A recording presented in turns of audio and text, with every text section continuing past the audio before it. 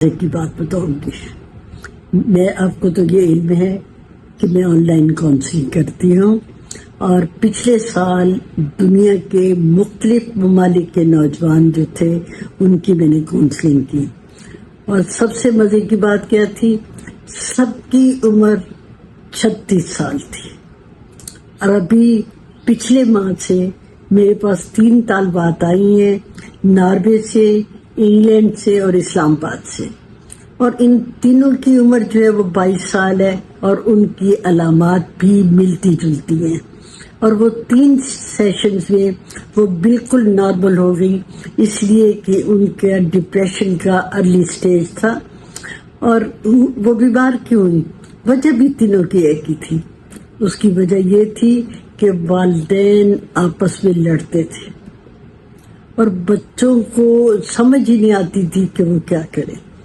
ایک گھر میں رہتے ہوئے لڑائی ہو رہی ہو اور ان کا ڈسٹرب ہونا جو ہے وہ نیچرل ہے.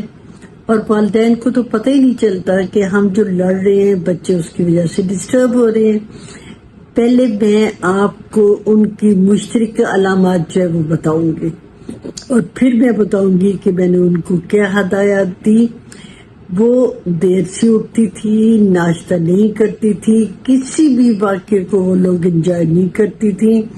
ان کے موڈ جو تھے وہ سوئنگ ہوتے تھے موسم کی طرح. جس طرح موسم بدل جاتا ہے نا، ابھی دھوپ، ابھی بارش اور ابھی سردی، بالکل ان کے موڈ جو ہے وہ اسی طرح تھے. وہ فوکس نہیں کر پاتی تھی، کسی اس کو بھی تھکاوٹ ہوتی تھی، ساتھ فرسٹریشن ہوتی تھی، بھوک یا بہت زیادہ یا بالکل ختم ہوتی تھی.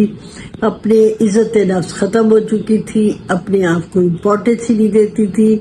اور ان کی جو حرکات و سکنات تھی وہ سلو تھی، بے چینی تھی، دلچسپی ختم تھی اور انرجی جسم میں تھی نہیں. اور دوسری اپوزٹ سیکس کی طرف کوئی ان کی ٹیمپٹیشن نہیں تھی. بولنا مشکل لگتا تھا، سوشل ایونٹس کو وہ اوائڈ کرتی تھی، ڈرتی رہتی تھی اور فیصلے نہیں کر پاتی تھی. نیند یا تو آتی نہیں تھی یا پھر بہت زیادہ آتی تھی. اور عزت نفس مجروح، خود اعتمادی ختم. اب میں نے ان کو کیا بتایا؟ میں نے انہیں کہا کہ دشمن ہر کوئی نہیں ہوتا، کوئی پیارا بھی تو ہوتا ہے نا. اپنے پیاروں کے نزدیک ہو جائے، جو مخلص ہیں، جو آپ کی حوصلہ افزائی کرتے ہیں، جو آپ کا مذاق نہیں کرتے، اور ان کے قریب ہو جانا ہے. اور جس چیز کا جی چاہ رہے ہیں نا اس کے الٹ کرنا ہے. جیسے جی چاہ رہا ہے کہ ہم تنہائی میں ٹائم گزارے تو آپ نے اپنے آپ پہ جبر کر کے محفل میں بیٹھ جائیں، چاہے وہ گھر والوں کے ساتھ بیٹھے، چاہے دوستوں کے ساتھ جائیں. اور صحت کی طرف توجہ دینی ہے. تھوڑی سی بھی بھوک لگے تو کھانا ضرور ہے. یہ نہیں کرنا کہ کھانا جو ہے وہ بالکل چھوڑ دیں. اور کسی بھی چیز میں لگے کہ بہتری ہوئی ہے تو اس کو سیلیبریٹ کیا کرے، گنگنانا شروع کر دیا کرے. گھر والے اگر مائنڈ نہیں کرتے تو ہلکا پھلکا ڈانس بھی کر لیا کرے. اپنے آپ کو مصروف رکھے.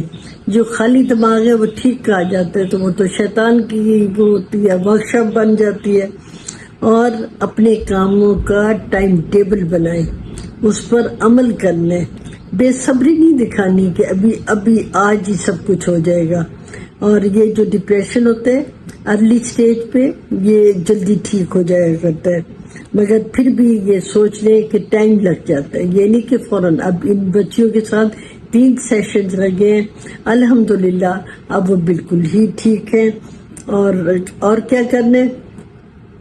روزانہ نئے رستوں پر جانا ہے، نئی جگہوں پہ جانا ہے.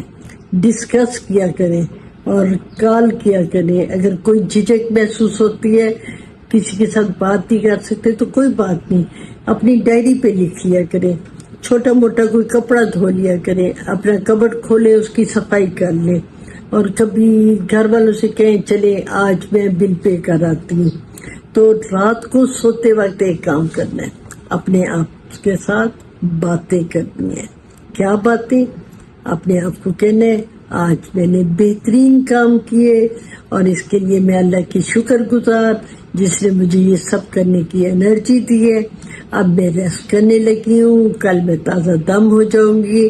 میں اپنے اندر سے تمام نیگیٹیوٹی جو ہے وہ نکالتی ہوں.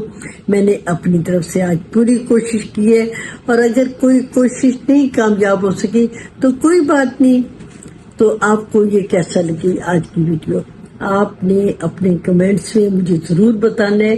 اور یہ یاد رکھیے کہ ارلی سٹیج پہ ڈپریشن جو ہے یہ بہت جلدی ٹھیک ہو جاتا ہے. اگر آپ کے گھر میں کسی کو بھی نفسیاتی مسئلہ ہے تو کائنڈلی آپ اپنا واٹس اپ کیجئے.